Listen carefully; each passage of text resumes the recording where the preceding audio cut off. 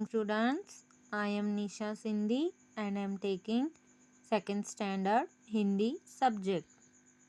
Today's topic is कारक चिन्ह. कारक चिन्ह. तो बच्चों, पिछली क्लास में हमने कारक चिन्ह के प्रयोग देखे थे. कुछ कारक चिन्ह सीखे थे और उनके प्रयोग देखे थे. जैसे ने का प्रयोग, से का प्रयोग और में के प्रयोग को सीखा था. अब हम लोग पर, ऑन का प्रयोग देखेंगे. मेज पर किताब है. The book is on the table. दीवार पर तोता है. The parrot is on the wall. चटाई पर चूहा है. The rat is on the mat. हाथी पर लोमड़ी है. The fox is on the elephant. चौकी पर गमला है. The watch is on the stool. किताब पर घड़ी है. The watch is on the book. तो बच्चों, यहाँ पे नीचे कुछ शब्दार्थ दिए गए हैं. मीनिंग्स: मेज, टेबल.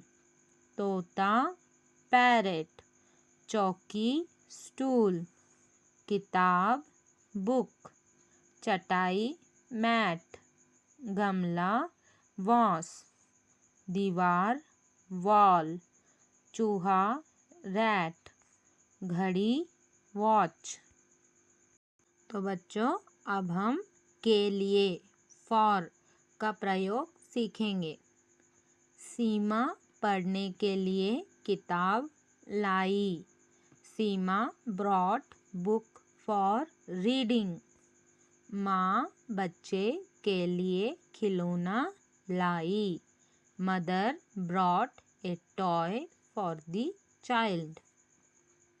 नमन खेलने के लिए गेंद लाता है. Naman is bringing a ball to play. यह कमीज आपके लिए है. This shirt is for you. यह दूध बच्ची के लिए है. This milk is for the baby.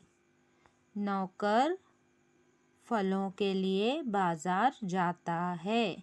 The servant is going to market for fruit.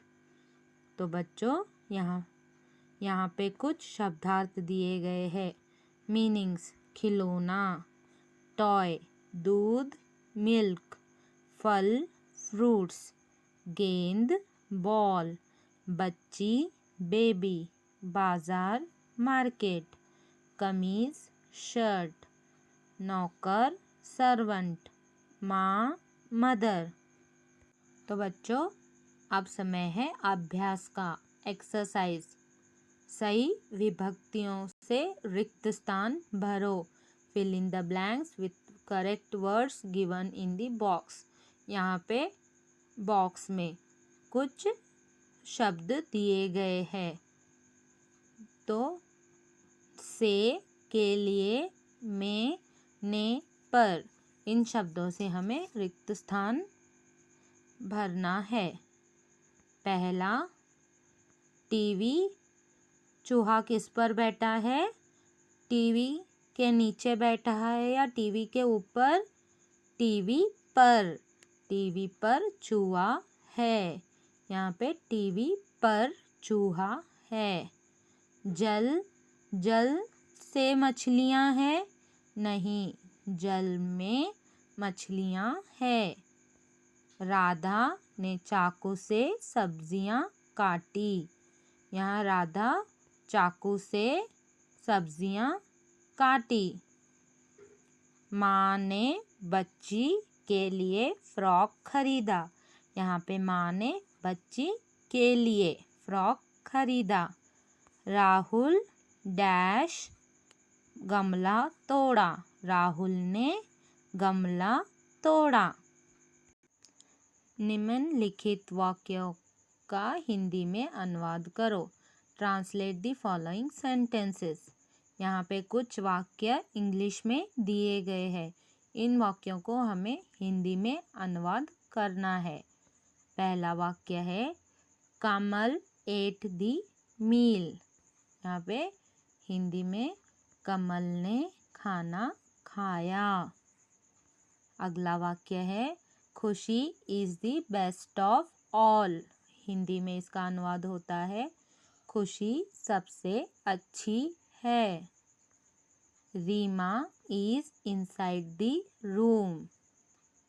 यहाँ पे हिंदी में इसका वाक्य बनता है रीमा कमरे में है। The fox is on the elephant. Hindi में वाक्य होता है हाथी पर लोमड़ी है। अगला वाक्य है this shirt is for you. Hindi में इसका वाक्य होता है यह कमीज आपके लिए है। निम्नलिखित वाक्यों का अंग्रेजी में अनुवाद करो। Translate the following sentence into English. तो बच्चों यहाँ पे कुछ वाक्य दिए गए हैं। यह वाक्य हिंदी में दिए गए हैं। अब हमें इन वाक्यों को अंग्रेजी में अनुवाद करना है। पहला वाक्य है नेहा ने फल खाया। इंग्लिश में इसका वाक्य बनता है नेहा एट द फ्रूट। अगला वाक्य है तालाब में हंस है। इस इंग्लिश में इसका वाक्य बनता है the swan is in the pond.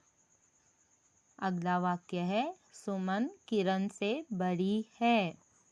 English में इसका वाक्य बनता है सुमन इज एल्डर देन किरण। अगला वाक्य है मेज पर किताब है। इंग्लिश में इसका वाक्य बनता है the book is on the table. अगला वाक्य है यह दूध बच्ची के लिए है। इंग्लिश में इसका वाक्य बनता है this milk is for the baby. तो बच्चों यह वाक्य हिंदी में अनुवाद करो और अंग्रेजी में अनुवाद करो। यह वाक्य पेज नंबर 44। यह सभी वाक्य आप अपने हिंदी क्लास वर्क बुक में लिखिए। अब समय है होमवर्क का। निम्नलिखित वाक्यों को सही क्रम में लिखो। Right the following sentence in proper form. यहाँ पे कुछ वाक्य दिए गए हैं। इन वाक्यों को सही क्रम में लिखना है। पेज नंबर 44 आप अपने हिंदी होमवर्क बुक में लिखिए और व्हाट्सएप पे सेंड कीजिए। Thank you.